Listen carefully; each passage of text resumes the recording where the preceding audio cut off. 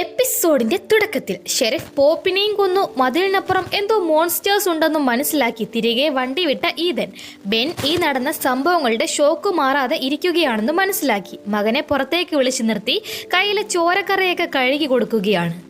ആ മതിലിനപ്പുറം നിന്ന് വന്ന അത് എന്തായിരുന്നു എന്ന് ഭീതിയിൽ തിരക്കുന്ന ബെന്നിനോട് അത് ചെന്നായ ആയിരിക്കുമെന്നും ഈ പ്രദേശത്ത് ചെന്നായ്ക്കൾ കൂടുതലാണെന്നും പറഞ്ഞ് സമാധാനിപ്പിക്കുകയാണ് ഈതൻ. ശേഷം തെരേസയ്ക്കരികിൽ ചെന്നിരിക്കുന്ന അയാളോട് ആ വട്ടം നമ്മളെ കൊന്നേനെ, പോലീസിനെ വിളിക്കീതൻ എന്നിരിക്കുകയാണ് തെരേസ. കാരണം മതിലിനപ്പുറം നിന്ന് വന്ന രൂപത്തെ ബെൻ മാത്രമാണല്ലോ കണ്ടത്.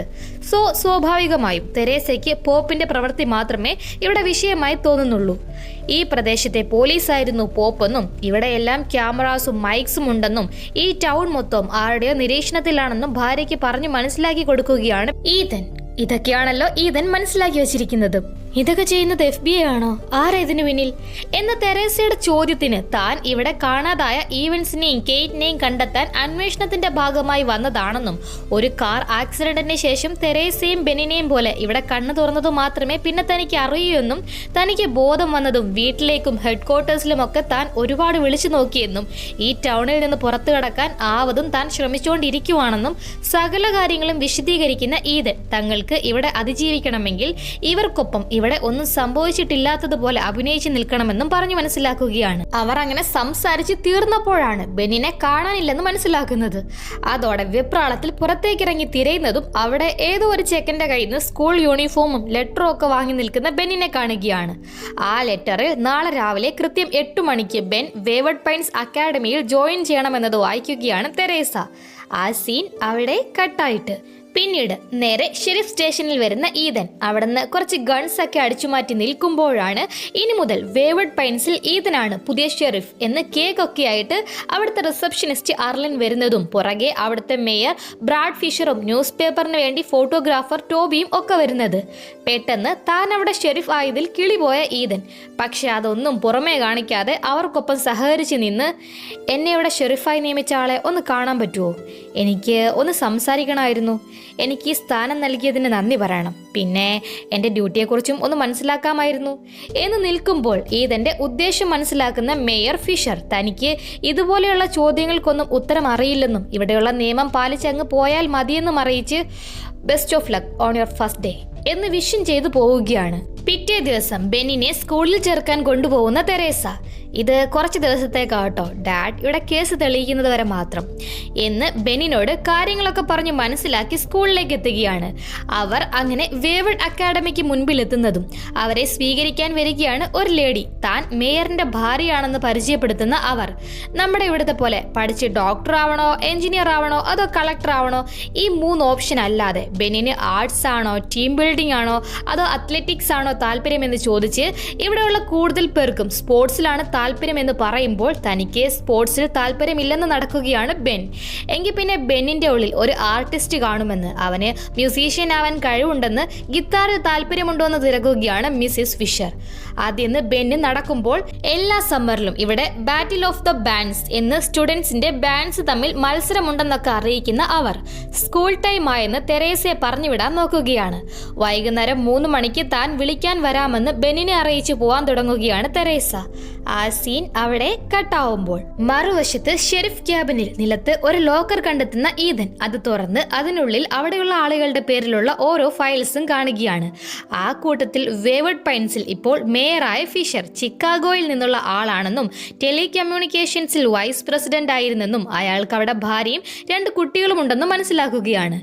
അതുപോലെ ഷെരീഫ് സ്റ്റേഷൻ റിസപ്ഷനിസ്റ്റായ അർലിൻ നാട്ടിൽ ഒരു ബസ് ഡ്രൈവർ ആയിരുന്നെന്നും മനസ്സിലാക്കുന്ന ഈതൻ എന്തോ ഓർത്ത് കരഞ്ഞ് മൂക്കും പിഴിഞ്ഞിരിക്കുന്ന അവർക്കരികിൽ അവരുടെ ഫയൽസ് കൊണ്ടുവച്ച് നിങ്ങൾ ന്യൂജേഴ്സിയിൽ നിന്നാണല്ലേ, അവിടേക്ക് തിരിച്ചു പോണ്ടേ എന്ന് ചോദിക്കുമ്പോൾ ഒരു പരിങ്ങലോടെ തനിക്ക് ഈ സ്ഥലം ഇഷ്ടമാണെന്ന് നിൽക്കുകയാണ് അർലിൻ. പെട്ടെന്നാണ് നഴ്സ് പാം 2 ജിം ബോയ്സിന്റെ സഹായത്തോടെ നിയമം ലംഘിച്ചു എന്ന് ഒരാളെ അവിടേക്ക് പിടിച്ചുകൊണ്ടുവരുന്നത്. അത് കേട്ട് ഇവിടെ അങ്ങനെ ഒരു നിയമവും ലംഘിക്കാനില്ലെന്ന് നിൽക്കുകയാണ് ഈതൻ. ഈവൻ ഇത് 3ാം തവണയാ. ഈതന് 3rd സ്ട്രൈക്ക് ലോ അറിയില്ലല്ലേ എന്ന് പോപ്പ് തട്ടിപ്പോയെങ്കിലും അവിടെ മെയിൻ വില്ലത്തി ബാക്കിയുണ്ടെന്ന ഓർമ്മപ്പെടുത്തൽ പോലെ പാം നിൽക്കുമ്പോൾ പാം അവരുടെ ജോലി ചെയ്തെങ്കിൽ ഇനി ബാക്കി താൻ നോക്കിക്കൊള്ളാമെന്ന് അവരെ പറഞ്ഞുവിടാൻ നോക്കുകയാണ് ഈതൻ. അതോടെ ഈതൻ ഡാർലിംഗ് നിങ്ങൾക്ക് ഇവന്റെ കാര്യം തീർക്കാൻ വൈകി പറഞ്ഞോ, ഞാൻ ചെയ്തോളാം, എനിക്കിത് സന്തോഷമേ ഉള്ളൂ എന്ന് ഭീഷണിപ്പെടുത്തി പോവുകയാണ് പാം. എന്താല്ലേ ഈ സമയം സ്കൂളിൽ ബെന്നിനോട്, ബെൻ നീ എവിടുന്നാ വരുന്നേ, എവിടെയാ താമസിക്കുന്നേ, നിന്റെ വീട് എവിടാ എന്നൊക്കെ ചോദിക്കുകയാണ് മിസ്സിസ് ഫിഷർ. എല്ലാത്തിനും സിയാറ്റിൽ എന്ന മറുപടിയിൽ ബെൻ ഇരിക്കുമ്പോൾ ബെന്നിന്റെ വീട് എവിടെ എന്നതിന്റെ മറുപടിയിൽ തൃപ്തി വരാത്ത അവർ വീണ്ടും അത് ചോദിച്ച്, നിന്റെ പാരൻസ് എന്തുകൊണ്ടാ നിന്നെ വീട്ടിലേക്ക് കൂട്ടിക്കൊണ്ടു പോവാത്തത്, കാരണം ഇനി അത് പറ്റില്ല എന്ന് ഓടി പറയുമ്പോൾ, ഒന്ന് പോയേ, എൻ്റെ അച്ഛന് ഇവിടെ കുറച്ച് ജോലിയുണ്ട്, അത് തീർന്നതും ഞങ്ങൾ പോവും എന്ന് മറുപടി നൽകുകയാണ് ബെൻ. എന്നാൽ ഈദൻ നുണകൾ പറയാറില്ലേ എന്ന് ചോദിച്ച് ബെന്നിന്റെ വാ അടപ്പിക്കുന്ന അവർ അത്തരത്തിൽ ഒരു നുണയാണ് ഇപ്പോൾ ഈദൻ പറയുന്നതെന്ന് ഇരിക്കുകയാണ്. അതേസമയം ആ ടൗൺ കണ്ട് നടക്കുന്ന തെരേസ ടോയ് സ്റ്റോറിലെത്തി കെയ്റ്റിനടുത്തേക്ക് ചെല്ലുകയാണ്. തെരേസയെ കണ്ട് പരിങ്ങി നിൽക്കുന്ന കെയ്റ്റ് അവിടെ എന്താ വേണ്ടതെന്ന് കസ്റ്റമേഴ്സിനോട് ഇടപെടുന്നത് പോലെ തിരക്കി ഒരു മ്യൂസിക് ബോക്സ് എടുത്തു കാട്ടി അത് അവരുടെ ഹസ്ബൻഡ് കൈകൊണ്ട് നിർമ്മിച്ചതാണെന്ന് പ്ലേ ചെയ്ത് കാണിച്ച് 30 സെക്കൻഡ് ഉണ്ട് പറയാൻ വന്നത് പറഞ്ഞു എന്ന് നിൽക്കുമ്പോൾ, സീക്രട്ട് സർവീസ് ഏജന്റായ ഞാൻ എൻ്റെ ജോലി കളഞ്ഞത് കുഞ്ഞിനെ നോക്കി കുടുംബത്തിന് മുഖ്യം കൊടുത്തതുകൊണ്ടാണ്. പക്ഷേ ഈദന് ആ ജോലിയായിരുന്നു മുഖ്യം.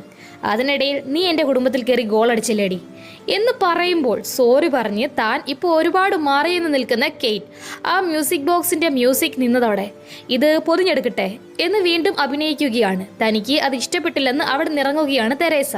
പിന്നീട് അന്ന് വൈകിട്ട് സ്കൂൾ വിട്ട് തെരേസയെ നോക്കി നിൽക്കുന്ന ബെന്നിന് അരികിൽ വരികയാണ് അവിടെയുള്ള എമി എന്നൊരു പെൺകുട്ടി.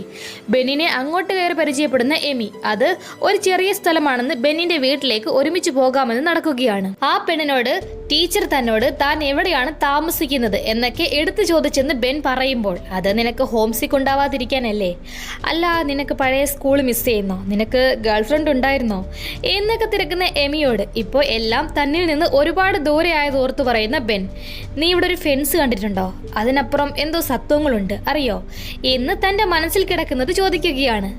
അതുങ്ങളെക്കുറിച്ച് നിനക്കെങ്ങനെ അറിയാം എന്ന് എമി ചോദിക്കുന്നതും ബെന്നിനെ വിളിച്ച് പുറകെ എത്തുന്ന തെരേസ സ്കൂളിൽ നിൽക്കാഞ്ഞതിന് ബെന്നിനെ വഴക്ക് പറയുകയാണ്. അത് കേട്ട് താനാണ് ബെന്നിനെ നിർബന്ധിച്ച് വിളിച്ച് നടന്നതെന്ന് പറയുകയാണ് എമി. അതോടെ എമിക്ക് ബയ്യും പറഞ്ഞ് ബെന്നിനെയും കൂട്ടി വീട്ടിലേക്ക് പോവുകയാണ് തെരേസ. ഈ സമയം ഷെരീഫ് സ്റ്റേഷനിൽ പാം പിടിച്ചുകൊണ്ടുവന്ന പീറ്റർ എന്ന ആളുടെ ഫയൽ എടുത്ത് അയാൾക്ക് ഫാമിലി ഫോട്ടോ കാട്ടിക്കൊടുക്കുകയാണ് ഈദൻ.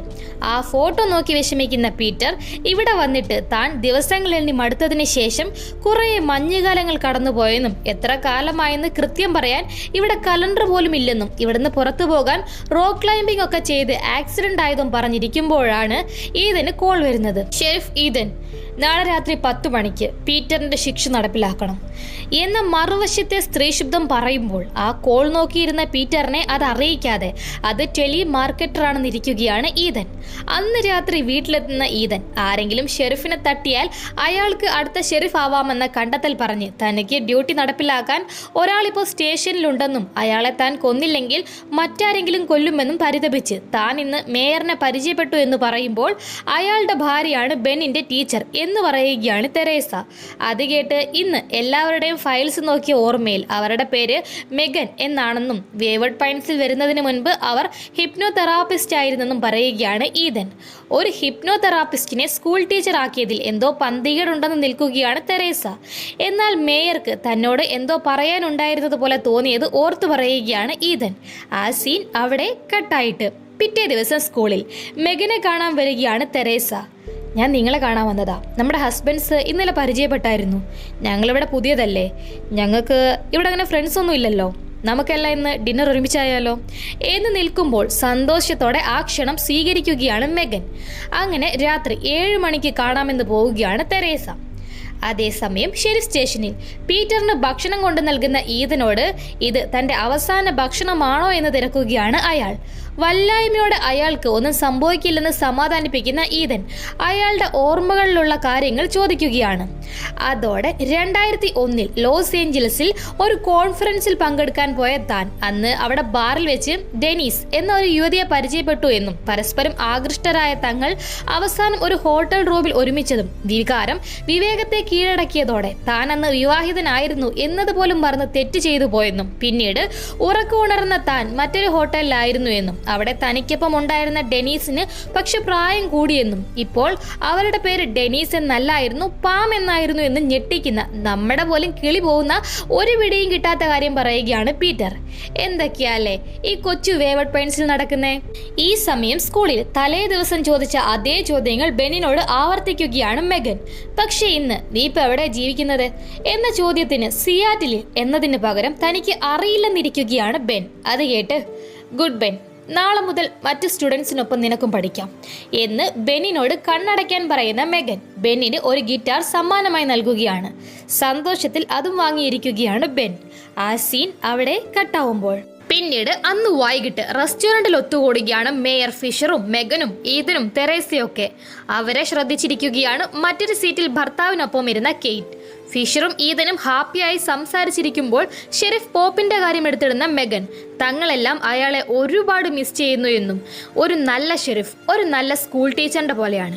നിങ്ങൾക്ക് ബൗണ്ടറി സെറ്റ് ചെയ്യണം, ആളുകൾക്ക് അവർ ചെയ്യുന്നതിൻ്റെ പരിണിത ഫലം പഠിപ്പിച്ചു കൊടുക്കണം എന്ന് റൂഡായി സംസാരിച്ചു വരുമ്പോൾ അവരെ അവിടുന്ന് മാറ്റാനായി തനിക്ക് ബാത്റൂമിൽ പോകണം, ബാത്റൂം ഒന്ന് കാണിച്ചു തരുമോ എന്ന് തിരക്കി എഴുന്നേൽക്കുകയാണ് തെരേസ. ഒപ്പം പോവുകയാണ് മെഗൻ. അങ്ങനെ മെഗൻ അവിടുന്ന് പോയെന്ന് കാണുന്നതോടെ തനിക്ക് മേയറിനോട് ഒറ്റയ്ക്ക് സംസാരിക്കാൻ കിട്ടിയ അവസരം വിനിയോഗിക്കുന്ന ഈതൻ. ഇവിടെയുള്ള കുന്നുകളും പൈൻ ഫോറസ്റ്റും ആളുകളുടെ കണ്ണിലെ ഭയവും എല്ലാം കൂടി ജോറായിട്ടുണ്ടല്ലേ എന്നിരിക്കുമ്പോൾ ഈതനൊപ്പം വൈൻ കുടിക്കുകയാണ് ഫിഷർ. ഈ സമയം ഈതന്റെ വീട്ടിൽ ഒറ്റയ്ക്കിരിക്കുന്ന ബെന്നിനെ തനിക്കൊപ്പം പുറത്തേക്ക് വരാൻ വിളിച്ച് ആംഗ്യം കാട്ടി നിൽക്കുകയാണ് എമി. അതേസമയം നിങ്ങളുടെ മോൻ ബെന്നിനെ നോക്കിക്കോട്ടോ, ഈ ടൗൺ പിള്ളേരെയാ ഫോക്കസ് ചെയ്യുന്നേ, ആ സ്കൂൾ അതിന് ബെസ്റ്റാ, പിള്ളേരുടെ മനസ്സ് മാറ്റിക്കളയും എന്നൊക്കെ മേയർ പറയുമ്പോൾ നിങ്ങളുടെ ഭാര്യ അവിടെയല്ലേ പഠിപ്പിക്കുന്നേ എന്നിരിക്കുകയാണ് ഈതൻ. അതെ, സൂക്ഷിക്കണം എന്ന് മെഗനും ഒരു വില്ലത്തിയാണ് എന്ന പോലെ ഫിഷർ പറയുമ്പോഴേക്കും ബാത്റൂമിൽ നിന്ന് മെഗനും തെരേസയും തിരികെ വന്നിരുന്നു. അതോടെ പോപ്പ് ബെവേർലിയോട് ചെയ്തതുപോലെ താൻ പീറ്ററിനോടും ചെയ്യേണ്ടി വരില്ലേ എന്ന് തിരക്കിയിരിക്കുകയാണ് ഈതൻ. അത് കേട്ട് ഓ ആ നിയമലംഘകരുടെ കാര്യമല്ലേ, നമ്മളായിട്ടിനി പുതിയ നിയമങ്ങൾ ഉണ്ടാക്കേണ്ട, ഉള്ള നിയമങ്ങളങ്ങ് അനുസരിച്ചേക്ക് എന്നൊട്ടും മയമില്ലാതെ പറഞ്ഞിരിക്കുകയാണ് മെഗൻ.